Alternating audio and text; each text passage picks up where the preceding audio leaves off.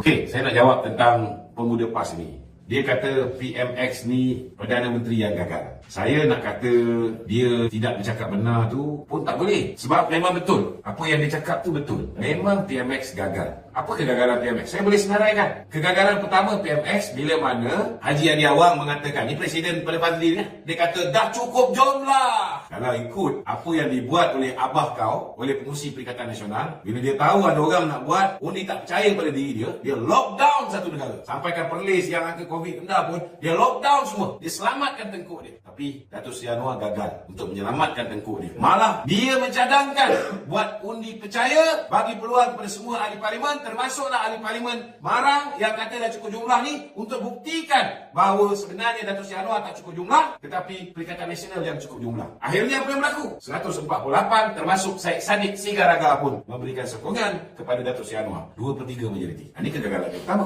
Kegagalan kedua, Datuk Seri Anwar mengambil alih negara ni, hutang yang ditinggalkan oleh Muhyiddin Yassin 1.5, termasuklah dengan Pak Mail lepas tu. Apa kegagalan Datuk Seri Anwar? Dia gagal buat hutang baru. Kerana dia fikir kalau dia buat hutang baru, yang akan kena tanggung hutang ialah generasi yang akan datang. Zaman kita orang ni nanti yang akan kena tanggung hutang yang dia buat. Maka dia gagal buat hutang baru. Memang betul, gagal. Dan gagal menyusahkan generasi yang akan datang, seperti mana yang manusia puaka bernama Muhyiddin dan juga Mahathir telah buat. Kalau itu ditafsirkan sebagai gagal oleh Fazli, budak mangkuk ayun daripada PAS ni, maka gagallah PM ni, tuan-tuan. Kemudian, apa lagi kegagalan dia? PM gagal untuk daruratkan negara ni. Kalau dia berjaya untuk daruratkan negara ni, dia boleh belanja sesuka hati mak bapak dia macam mana yang Muhyiddin buat, bagi projek direct nego, projek Jana Wibawa, namanya Jana Wibawa untuk bantu kontraktor Bumi Putra, tapi last kali Kokey Prabot, Cina, kawan baik Muhyiddin yang dapat. Dia gagal untuk kayakan kroni-kroni dia. PMX gagal. Dia gagal kayakan kroni-kroni dia dengan projek direct nego seperti mana yang dibuat oleh Muhyiddin Yassin, dan dinikmati hasil dia oleh termasuklah Fazli sekali, bila mana Perikatan Nasional dengan dahsyat dia merasuah pengundi-pengundi berskala besar sepanjang tempoh pilihan raya umum ke-15 dan di 6 buah negeri baru-baru ni.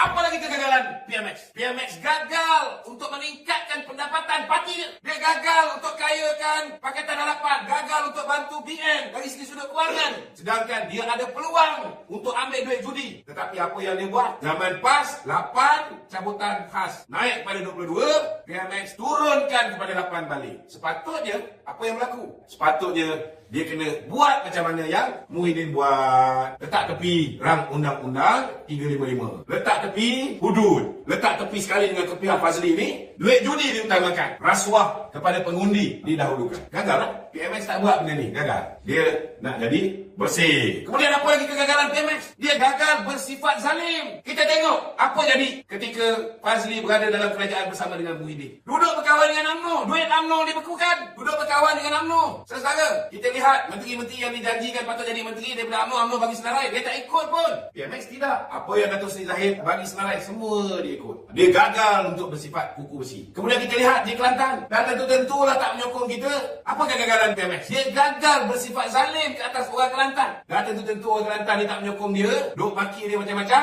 Dia bagi 1.7 bilion untuk mengatasi masalah air di Kelantan. Dia gagal untuk mengekalkan air keruh di Kelantan. Tak pasal-pasal orang Kelantan daripada berpeluang mandi air TAS, sekarang nak kena mandi air putih depan ni. Sebab PMX dah salurkan 1.7 bilion. Dia gagal. Apa lagi kegagalan PMX? Banyak.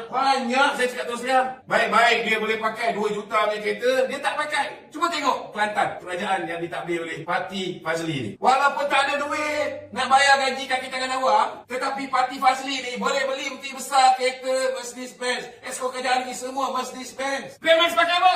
Pakai peloton cabuk je. Gagal! Kalau kira kegagalan lah. Dia gagal menyediakan lebih ramai orang yang gagal juga. Cuma kita tengok prestasi Muhyiddin ketika menjadi kerajaan dulu. Bukan setakat dia telah menyebabkan ramai orang papa ke dana, hilang pendapatan sempurna. Bila dia lockdownkan satu negara ni, ada yang boleh kerja, ada yang tak boleh kerja. Yang boleh kerja pula pemandu taksi, pemandu Grab. Tapi disebabkan orang yang patut naik taksi, naik Grab tu tak boleh kerja, last kali dengan pemandu taksi, pemandu Grab pun lingkup juga. Ramai orang susah sehingga terpaksa merayu supaya duit KWSP dikeluarkan. Bila dapat duit KWSP dan dibuka ekonomi sekejap, mereka mula gunakan duit KWSP tu untuk modal niaga. Last sekali apa jadi? Ditutup balik. Bila tergugat je politik dia, ditutup balik sektor ekonomi. Bila buka balik, modal dah habis. Kena pinjam malung. Lepas pinjam malung, apa jadi? Mula-mula dibuka balik ekonomi, boleh berniaga balik. Lepas tu tutup balik ekonomi, Along pun tak boleh bayar. Lepas tu kena kejar dengan Along, kena simbal cat, kena ancam keluarga. Saudara, kegagalan PMX dia gagal untuk mengulangi kejayaan Muhyiddin, untuk meningkatkan 143% kadar orang berdiri ketika dia memerintah. PMX gagal.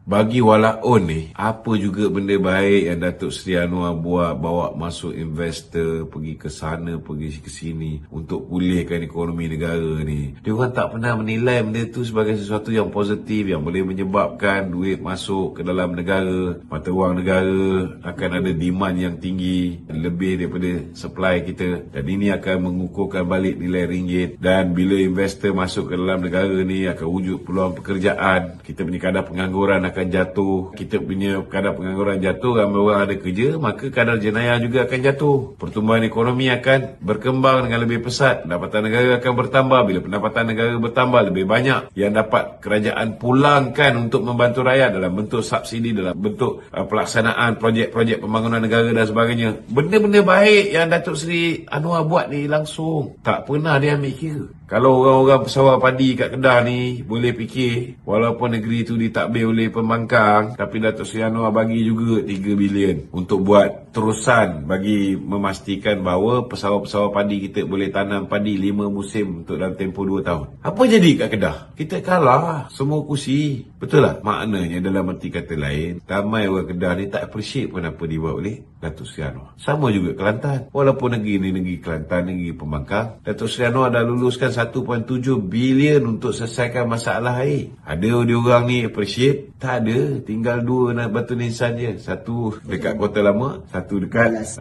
Galas, Gua Musang. Kalaulah diorang ni jenis manusia-manusia yang boleh appreciate benda baik yang dibuat oleh Datuk Seri Anwar Ibrahim, sudah pasti di kubu-kubu PAS ni kita setidak-tidaknya ada undi yang signifikan. Ada jumlah kursi yang kita menang yang boleh, bak kata orang tu, menunjukkan masih ada orang-orang Kelantan yang boleh berfikiran secara rasional, masih pakai otak. Ada juga yang pakai otak lagi, yang mana mengundi Barisan Nasional dan juga Pakatan Harapan. Tapi rata-rata yang lain macam aku cakap lah. Jadi kadang-kadang kesian tengok Datuk Seri Anwar tu umur dah 76 tahun, kesana ke sini. Ini sekarang ni berada di, kemarin dia berada di Johor, daripada Johor dia pergi Jakarta, daripada Jakarta dia balik ni nak pergi ke Singapura ke pergi mana, nak bawa masuk pelabur ni. Tetapi apa yang tak ada kena-mengena dengan dia, Jabatan Peguam Negara buat kesan, dia yang kena. Baik. Tapi bukan sekadar nak pegang kuasa politik, nak pegang jawatan dalam kerajaan. Bukan sekadar itu.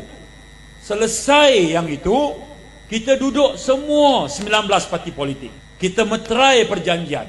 Kerjasama kita ni asasnya apa?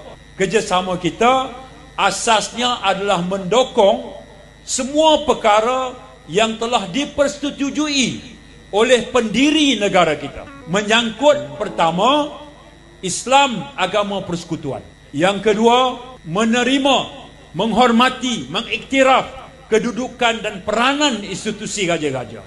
Yang ketiga ialah menerima perkara yang telah termaktub dalam perlembagaan, menyentuh 153 kedudukan istimewa dan juga hak Bumi Putera Sabah Sarawak. Yang keempat ialah bahasa Melayu sebagai bahasa rasmi negara. Bahasa lain boleh dipelajari dan dituturkan. 4 perkara ini mengikat semua gabungan politik yang membentuk kerajaan perpaduan. Jadi, strukturnya jelas, kepimpinannya jelas, asas kerjasama juga jelas. Daripada situlah terbentuk kerajaan perpaduan. Keadilan ada wakil dalam Jemaah Menteri. UMNO ada wakil dalam Jemaah Menteri. GPS, VPRS, Amanah, DAP, semua ada wakil. Dan saiz Jemaah Menteri kita kecilkan. Kemudian kita fokus kepada yang pertama, bangunkan semula ekonomi. Kesan daripada COVID, maka ekonomi kita nak rancakkan kembali. Untuk rancakkan ekonomi negara, politik mesti stabil. Bila politik stabil, ekonomi rancak, keyakinan pelabur datang, maka barulah pendapatan dan hasil itu dapat kita sumbang balik dalam bentuk keadilan sosial kepada rakyat. Tetapi pada masa yang sama, amalan tata kelola yang baik mesti kita tunjukkan dan kita sematkan dan kita amalkan.